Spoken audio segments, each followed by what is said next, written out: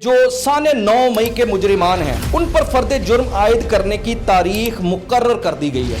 हमने मुद्दा क्या उठाया था, आप लोगों ने इस बात को ट्रेंड बनाना है। सवाल ये है कि सिविलियन अदालतों ने पाकिस्तान पर हमला आवरों को सजाएं क्यों नहीं दी। ये एक डेवलपमेंट है हमारे उस खास तौर पर तवज्जो दिलाने के बाद, और अल्हम्दुलिल्लाह उसे चूंकि ट्रेंड बनाया जा रहा है तो लिहाजा उस ट्रेंड के ये असरात हमें नजर आ रहे हैं।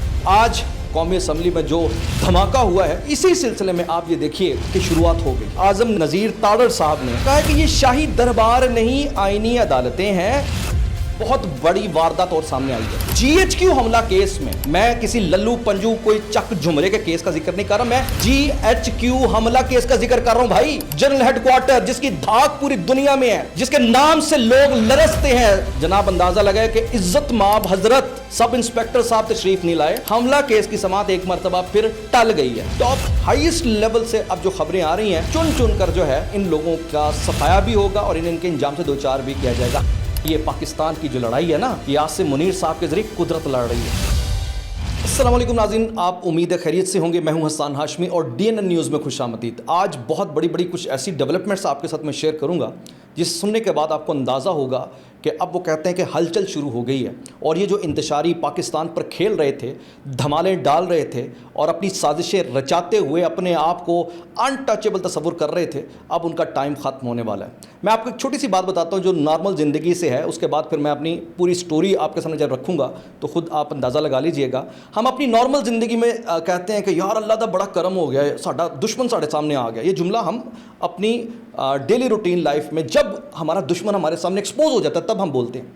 तो आज अल्लाह ताला की पाकिस्तान पर कितनी बड़ी रहमत है कि वो दुश्मन जो पाकिस्तान पर हमलावर था वो एक्सपोज हो गया है, जिसके बारे में मैं हमेशा ये कहता हूँ कि वो पहले थैले के अंदर अपनी कार्रवाइयाँ डालता था, लेकिन अब वो तमाम बिल्लियाँ और बिल्ले थैले से बाहर आने पर मजबूर हो गए हैं। और इसी सिलसिले में हमने लास्ट अपने इस व्लॉग में इसी प्लेटफॉर्म में एक मुद्दा उठाया था, और उस मुद्दे को उठाने के बाद अल्हम्दुलिल्लाह अल्लाह ताला की मेहरबानी से उस पर अब काम शुरू हो गया। और टॉप हाईएस्ट लेवल से अब जो खबरें आ रही हैं उससे अंदाज़ा हो रहा है कि जनाब अब चुन चुन कर जो है इन लोगों का सफाया भी होगा और इनके इंजाम से दो चार भी किया जाएगा। हम मुद्दा क्या उठाया था, हमने मुद्दा ये उठाया था कि हमें सिविलियन का ट्रायल मिलिट्री कोर्ट में होना चाहिए नहीं होना चाहिए, इस बहस में उलझाने की बजाय हमें इस सवाल का जवाब दिया जाए कि आखिर क्या वजह है कि रियासत पर होने वाले जो गद्दार हैं, मुल्ज़िमान हैं, बल्कि अब जो मुजरिमान हैं, क्योंकि उनके वीडियोस मौजूद, CCTV वीडियोस मौजूद, एतराफ़ी बयानात मौजूद, उनको हमारी सिविलियन अदालतों ने सज़ाएँ क्यों नहीं दी। ये बात तो बहुत बाद में आएगी ना भाई, मिलिट्री कोर्ट के हवाले करें।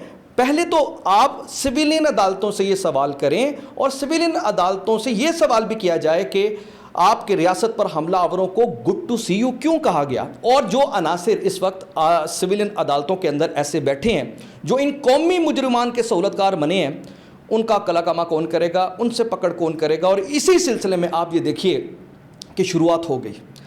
2 साल से मुसलसल साने 9 मई के सिलसिले में जिस तरह इस कौम को उलझा कर, जिस तरह इस बदतरीन साने का मजाक उड़ाया गया, जिस तरह इस रियासत का मजाक उड़ाया गया, जिस तरह हमारी अफवाज पाकिस्तान का मजाक उड़ाया गया, जिस तरह हमारे पाकिस्तान को इंसाफ के लिए दर बदर किया गया, अब अल्हम्दुलिल्लाह ऐसा लगता है कि वो टाइम जाने वाला है। और इस सिलसिले में आज कौमी असम्बली में जो धमाका हुआ है, अभी वो धमाकेदार स्पीच बताने से पहले एक और मैं आपको खबर भी साथ थोड़ा सा ऐड ऑन कर लूँ, उसकी तफसील फिर साथ आगे चल कर मैं बताऊँगा। सोशल मीडिया को लेकर कि सोशल मीडिया पर पाबंदी के सिलसिले में एक बड़ी डेवलपमेंट हुई है। और आज वंस अगेन, जिस तरह मैंने पहले एक अपील की थी, अब एक और अपील आपसे करूँगा। और हमने इनको ट्रेंड बनाना है, छोड़ना नहीं, मुसलसल इसे हमने अपने साथ, अपनी ज़िंदगियों के साथ आगे लेकर चलना, क्योंकि ये मेरी और आपकी और हम सब की और पाकिस्तान की बका का मसला है। ये किसी इदारे का मसला नहीं, ये हमारी ज़िंदगी मौत का मसला है भाई।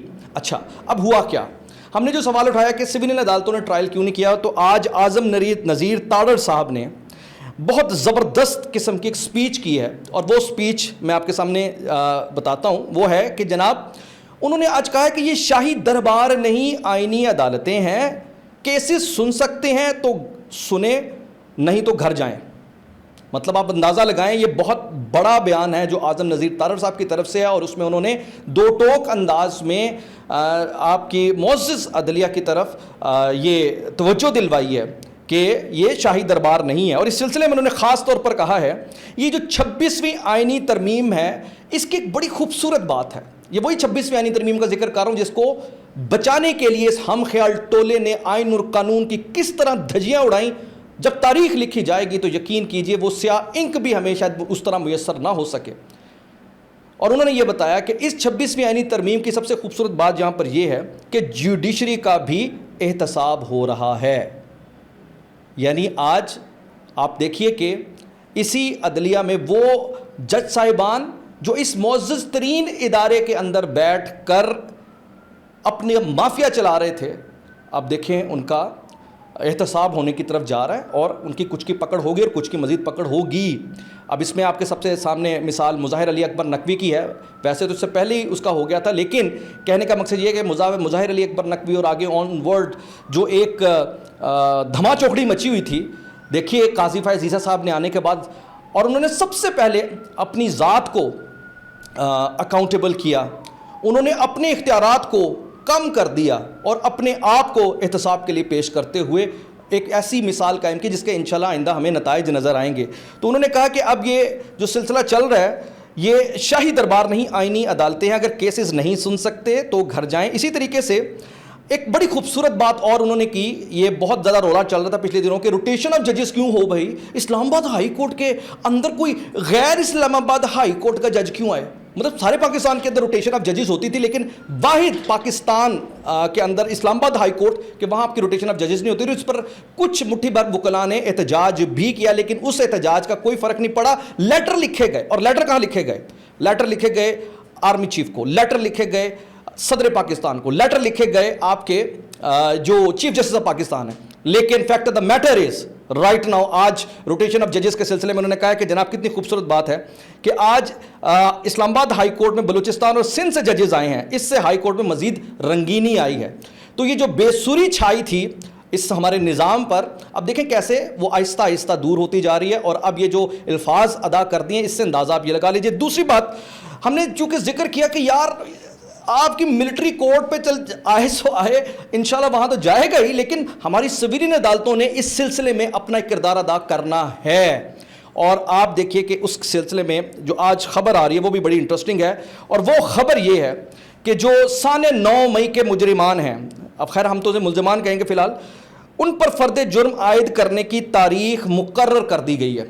اب یہ ایک ڈیولپمنٹ ہے ہمارے اس خاص طور پر توجہ دلانے کے بعد، اور الحمدللہ اسے چونکہ ٹرینڈ بنایا جا رہا ہے تو لہٰذا اس ٹرینڈ کے یہ اثرات ہمیں نظر آ رہے ہیں. اور انشاءاللہ دنیا کے اندر، یہ صرف پاکستان نہیں پوری دنیا کے اندر ایسا ہوتا ہے بھائی، ریاست پر حملہ آوروں کو پہلے ملٹری کورٹ میں تو جو لے کے جاتے سے جاتے، آپ کی سویلین عدالتیں نہیں چھوڑتی.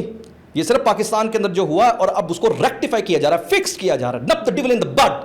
تو اب آپ اس ساری صورتحال میں نیکسٹ جو ایک چیز آ رہی ہے اسے فکس کرنے کی ضرورت ہے.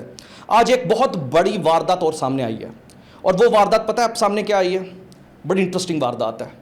عدلیہ نے تو انگڑائی لے لی نا، اور انگڑائی لیتے ہوئے اب وہ ایک سلسلہ یا سسٹم کی طرف جاتے ہوئے بھی دکھائی دے رہی ہے جس میں اب انہوں نے پکڑ کے سزائیں دینی ہیں. لیکن آج GHQ حملہ کیس میں، میں کسی للو پنجو کوئی چک جھمرے کے کیس کا ذکر نہیں کر رہا، میں GHQ حملہ کیس کا ذکر کر رہا ہوں بھائی. جنرل ہیڈ کوارٹر جس کی دھاک پوری دنیا میں ہے، جس کے نام سے لوگ لرزتے ہیں اور دنیا کہتی ہے کہ یار یہ ہے واحد وہ ادارہ جس جگہ پر ہماری زور نہیں چلتا، جس کی وجہ سے پاکستان قائم دائم ہے. اس حملہ کیس کے سلسلے میں بار بار عدالت نے طلب کیا گواہان کو اور سب انسپیکٹر کو. جناب اندازہ لگائے کہ عزت مآب حضرت سب انسپیکٹر صاحب تشریف نہیں لائے اور نہ ہی گواہان تشریف لائیں، جس کی وجہ سے GHQ حملہ کیس کی سماعت ایک مرتبہ پھر ٹل گئی ہے. تو سر بات جہاں پر یہ ہے کہ یہ جو جھرلو ہے نا، یہ پورے طریقے سے آپ کو اس پورے سسٹم میں اب پھرتا ہوا دکھائی دے گا.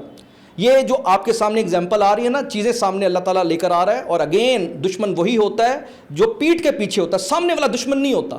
اور جب پیٹھ پیچھے منافق آپ کے سامنے کلیئر ہو جاتا ہے، ایکسپوز ہو جاتا ہے، تو اس سے بڑی اللہ تعالیٰ کی کوئی رحمت نہیں. اور آج آپ دیکھ لیجئے کہ رائٹ ناؤ اب اس سانیہ 9 مئی کے سلسلے میں جو مذاق کیا گیا اور جن لوگوں نے اس میں سہولت کاری کی، کیسے قدرت ان کو آپ کے سامنے لا کر کھڑا کر رہی ہے، اور انشاءاللہ وہ اپنے انجام تک ہی پہنچے گا۔ میں ونس اگین یہ بات کہوں گا کہ اگر آپ تھوڑا سا ذرا دماغ پر غور کریں اور تھوڑا سا ذرا آپ انالائز کریں تو آپ کو یہ اندازہ ضرور ہو جائے گا کہ یہ پاکستان کی جو لڑائی ہے نا، یہ عاصم منیر صاحب کے ذریعے قدرت لڑ رہی ہے۔